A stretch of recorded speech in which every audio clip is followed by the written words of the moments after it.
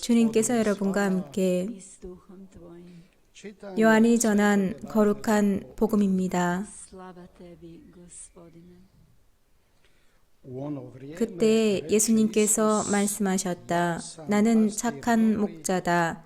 착한 목자는 양들을 위하여 자기 목숨을 내놓는다. 싹꾼은 목자가 아니고 양도 자기 것이 아니기 때문에 이리가 오는 것을 보면 양들을 버리고 달아난다. 그러면 이리는 양들을 물어가고 양떼를 흩어버린다. 그는 싹꾼이어서 양들에게 관심이 없기 때문이다. 나는 착한 목자다. 나는 내 양들을 알고 내 양들은 나를 안다. 이는 아버지께서 나를 아시고 내가 아버지를 아는 것과 같다. 나는 양들을 위하여 목숨을 내놓는다.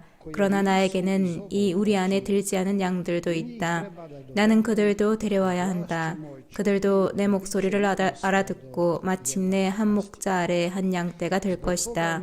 아버지께서는 내가 목숨을 내놓기 때문에 나를 사랑하신다. 그렇게 하여 나는 목숨을 다시 얻는다. 아무도 나에게서 목숨을 빼앗지 못한다. 내가 스스로 그것을 내놓는 것이다. 나는 목숨을 내놓을 고난도 있고 그것을 다시 얻을 고난도 있다. 이것이 내가 내 아버지에게서 받은 명령이다. 주님의 말씀입니다. Slava tebi, Kriste.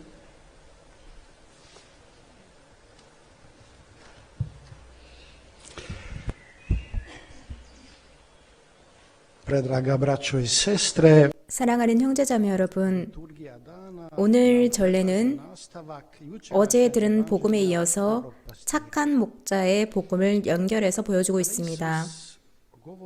예수님께서 당신을 착한 목자로 말씀하실 때 사실 예수님은 하느님의 사람들과의 관계에 대해서 말씀하고 계시는 것입니다. 목자, 양떼, 양우리라는 용어들은 성경에서 잘 알려진 용어들입니다. 거의 첫 장부터 마지막까지 등장하죠. 예수님께서는 그래서 이 비유들을 사용하셔서 모두에게 분명하고 이해하기 쉽도록 하십니다. 예수님께서 착한 목자에 대해서 하시는 말씀은 그 당시에 가축을 돌보는 방법을 가르쳐 주려고 하시는 것이 아닙니다. 하느님의 사람들과의 관계를 실질적이고 신학적으로 해석하려는 것입니다. 하느님은 본질적으로 사람보다 위대합니다. 목자가 양떼보다 큰 존재인 것처럼 말입니다. 그런데 하느님은 당신의 양떼를 사랑하시는 목자이기도 합니다. 오늘 복음 말씀을 차례대로 살펴봅시다. 오늘 복음에서 예수님은 먼저 착한 목자와 삭꾼과의 근본적인 차이, 그리고 착한 목자와 나쁜 목자 간의 근본적인 차이에 대해서 말씀하십니다. 그 차이는 위급한 상황에서 가장 잘 드러납니다. 이것이 이미 우리가 배울 수 있는 부분입니다. 위험에 빠졌을 때 우리는 그 사람이 진짜 어떤 사람인지 볼 수 있다는 것이죠. 양들에게 있어서 전형적인 위험 요소는 이리입니다. 그리고 양들에게 관심이 없는 삭꾼들은 자기가 살기 위해서 양들을 버리고 도망가 버립니다. 이 모습에서 기억해야 할 사항, 세부적인 내용은 이 복음 구절에는 명쾌하게 언급되어 있지 않지만 목자의 전형적인 모습입니다. 바로 목자의 막대입니다.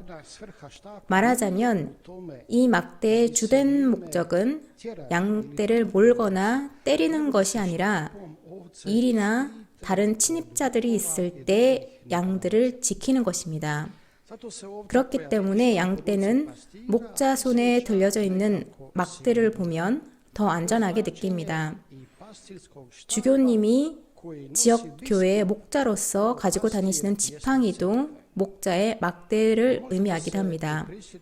그리고 시편 23장을 떠올려 볼 수 있습니다. 시편 저자는 하느님을 자신의 목자로 노래하면서 이렇게 말합니다. 당신의 막대와 지팡이가 저에게 위안을 줍니다. 그렇기 때문에 막대는 위협이 아니라 안전이고 위안입니다. 목자에게만 그런 것이 아니고 양들에게도 그렇습니다. 목자는 무엇보다 먼저 양떼를 이끄는 존재이고 목자의 막대는 양들에게 안전을 완전하게 해주는 것입니다. 또는 예수님께서 말씀하시는 것처럼 목자는 양들을 양우리 안으로 데리고 와야 하고 양들은 그의 목소리를 알아듣습니다. 그런데 목자는 언제나 선두에 있기만 한 것이 아닙니다. 목자는 언제나 양들과 함께 있기도 하는 사람입니다. 길을 갈 때든 쉴 때든 함께 있습니다. 목자는 언제나 양들을 돌봅니다. 예수님은 더 나아가서 이 부분을 분명히 짚어주십니다. 착한 목자는 자기 목숨을 먼저 구하지 않고 언제나 양들을 먼저 구한다는 점입니다. 이 말은 목자와 양떼는 같은 운명이라는 것입니다. 그리고 목자는 양들을 보호하기 위해서 필요하다면 자신의 목숨까지 양들을 위해서 내어놓습니다. 예수님은 이 비유를 예수님 시대의 많은 개개인과 집단에 분명히 적용하십니다. 사제들과 율법학자들, 위정자들인데 이들의 대부분은 오로지 자신의 특권만을 지켰고 자신의 이익과 의도만을 추구하려고 했습니다. 그리고 가장 신경 쓰지 않았던 것이 주변 형제들을 돕고 섬기는 일이었습니다. 이 모든 것을 바탕으로 이제 착한 목자의 아름다운 모습이 만들어집니다. 착한 목자는 당신 안에 선하심과 용기, 아름다움, 기쁨, 빛, 그리고 무엇보다 사랑과 다정함을 한데 모으십니다. 그리고 이 모든 것은 양들에게 희망과 신뢰를 줍니다. 그렇기 때문에 양들은 목자를 따르고 목자와 함께 삽니다. 양들은 목자가 자신들과 함께 살고 자신들을 위해서 살 것임을 알기 때문입니다. 형제자매 여러분, 우리의 착한 목자도 우리와 함께 사시고 우리를 위해서 사십니다. 착한 목자의 반대로 볼 수 있는 것은 예수님께서 말씀하시는 것처럼 강도와 양들을 죽이는 이들입니다. 이들은 양들에게서 멀리 있고 양떼와 함께 있는 것이 아닙니다. 그리고 위험한 순간에 양들이 아닌 자신의 목숨을 먼저 구한다고 할 수 있습니다. 그런데 예수님은 착한 목자에 대한 말씀을 더하십니다. 착한 목자는 자신의 양들을 위해서 목숨을 내어놓습니다. 이것은 초자연적인 관계라는 의미입니다.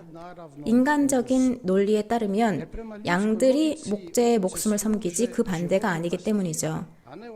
그런데 하느님 사랑의 원칙은 더 강하고 큰 이가 더 작고 약한 이를 돌본다는 사실에 정확히 나타납니다. 차이가 있더라도 하느님과 사람은 서로가 서로에게 속해 있다고 말할 수 있을 것입니다. 이러한 관계는 알다라는 동사에서 표현이 됩니다. 예수님께서 나는 내 양들을 알고 내 양들은 나를 안다라고 하신 말씀은 목자와 양들 사이가 지극히 가까운 사이라는 뜻입니다. 아버지와 아들과의 일치에 비길 수 있는 사이입니다. 그리고 사랑의 가장 위대한 표현을 나타낸다고 할 수 있습니다. 즉 서로를 위해서 죽을 수 있는, 다른 이를 위해서 목숨을 내어놓을 수 있는 사랑을 나타냅니다. 예수님께서 말씀을 계속하십니다. 양들은 이미 목자의 음성을 듣고 목자를 따르고 있는데 착한 목자이신 예수님은 양 우리에 들지 않은 당신의 다른 양들도 부르십니다. 이렇게 예수님은 당신의 목소리를 듣고 싶어하는 이들에게도 문을 열어주십니다. 예수님께서 이렇게 말씀하십니다. 나는 그들도 데려와야 한다. 그들도 내 목소리를 알아듣고 마침내 한 목자 아래 한 양떼가 될 것이다. 예수님은 역사적인 맥락에서 이방인들에게 복음을 선포할 사명을 보시는 것입니다. 그런데 이것은 예수님의 제자들의 공동체가 이들에게만 국한된 것이 아니라 다른 이들, 모든 사람들에게 개방되었다는 것을 의미하기도 합니다. 착한 목자와 양들 사이의 사랑의 친교는 독점적인 것이 아닙니다. 오히려 목자의 목소리를 듣고 같은 양떼에 합류하기를 원하는 모든 이들을 위한 초대입니다. 직설적으로 말하자면 교회의 문은 언제나 모든 일을 위해서 그들을 향해서 열려 있다는 것입니다. 매일 들어오는 이들에게 뿐만 아니라 특별한 경우에만 들어오는 이에게도 문은 열려 있고 아직 교회의 일원이 아닌 이들에게도 열려 있습니다. 하느님께서는 당신의 양떼를 친히 돌보시겠다고 선언하셨습니다. 그리고 당신은 착한 목자로서 당신의 말씀대로 양떼들을 돌보셨습니다. 그러면 성경에 따르는 착한 목자에게는 어떠한 특징이 있을지 한번 봅시다. 우리가 들은 것처럼 자신의 양떼를 맹수로부터 보호할 수 있어야 합니다. 양들을 잘 지켜보고 양들의 상황을 잘 알고 양들에게 필요한 것을 잘 맞춰주고 양들과 가까이 있으면서 때로는 양들을 어깨에 매기도 합니다. 그리고 당연히 영적으로도 먹여줘야 합니다. 사람은 빵만으로만 사는 것이 아니기 때문입니다. 그래서 착한 목자의 권위는 지식과 경험 그리고 사랑과 신뢰를 바탕으로 합니다. 그리고 가장 열정적인 것은 자신의 양들을 위해서 목숨을 내어놓으려는 의지입니다. 예수 그리스도께는 이 모든 자질이 있습니다. 그리고 모든 영적 지도자들도 이러한 자질을 가지고 있어야 되고 또 키워야 할 것입니다. 자녀들의 영성 생활을 보살피는 부모님들과 교육자들 또 신앙 공동체의 삶을 인도하는 사제들도 마찬가지입니다. 예를 들어서 목자들이 자신에게 맡겨진 양떼를 보살피는 것보다 대중의 모습을 드러내고 텔레비전에 나오는 것을 더 중요하게 여긴다면 이런 목자들은 사건이라고 할 수 있습니다. 목자가 양떼를 피하고 양들을 위한 시간이 없는 경우도 마찬가지입니다. 착한 목자는 신자들이 알아보고 기쁘게 그를 따릅니다. 본당 공동체나 기타 교회 구조 안에서 사제가 신자들과 함께 있기만 한다면 사제의 결점을 용서하는 신자들도 많습니다. 반면 교회 관리자로서만 통치하려는 사제들에게는 비록 직책에 맞는 일은 나무랄 데 없이 한다 하더라도 신자들은 그런 사제들에게는 큰 신뢰를 두지 않습니다. 나지아의 그레고리오 성인은 사제들에 대해서 말씀하시면서 사제는 신자들에게 양식을 주도록 부르심을 받았지만 자기 자신에게도 양식이 필요하다는 것을 말씀하십니다. 사제는 신자들을 구원으로 이끌어야 합니다. 하지만 스스로가 먼저 그 길을 가야 합니다. 사제는 자신에게 맡겨진 양들을 악으로부터 보호해야 합니다. 스스로가 여러 유혹에 직면하는 경우에도 양들을 보호해야 합니다.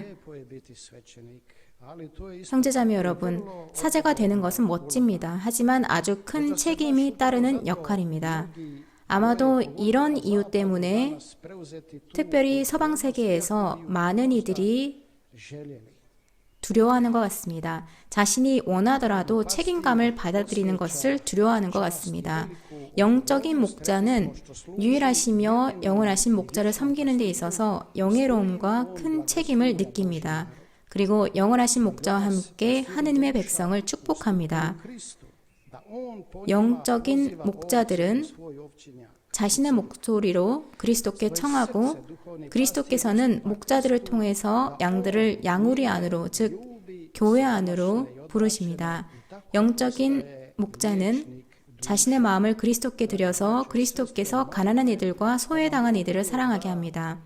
이런 식으로 영혼의 의사가 되는 것입니다. 형제자매 여러분, 하느님께서 언제나 그러한 목자들을 우리에게 보내주시도록 기도합시다. 마지막으로 저와 여러분께 자문해 볼 것이 있습니다. 형제자매 여러분, 사제들이 전하고 풀어주는 하느님의 말씀을 우리는 어떻게 경청하고 있습니까? 우리는 마음으로 하느님의 말씀을 듣고 있습니까? 기쁜 소식이 선포되기 전에 우리는 무엇을 기대합니까? 말씀을 경청하는 것이 피곤한 일인가? 아니면 기쁜 일인가? 하느님의 말씀이 생수를 주는 원천이고 우리 삶에 힘과 위안을 주는 원천인가? 오늘 독서 말씀을 읽어보면 이러한 질문들이 생깁니다. 이 질문들에 답할 수 있도록 해봅시다. 그래서 착한 목자의 목소리를 알아보고 따라갈 수 있도록 합시다. 아멘. 예수님과 성모님께 찬미드립니다.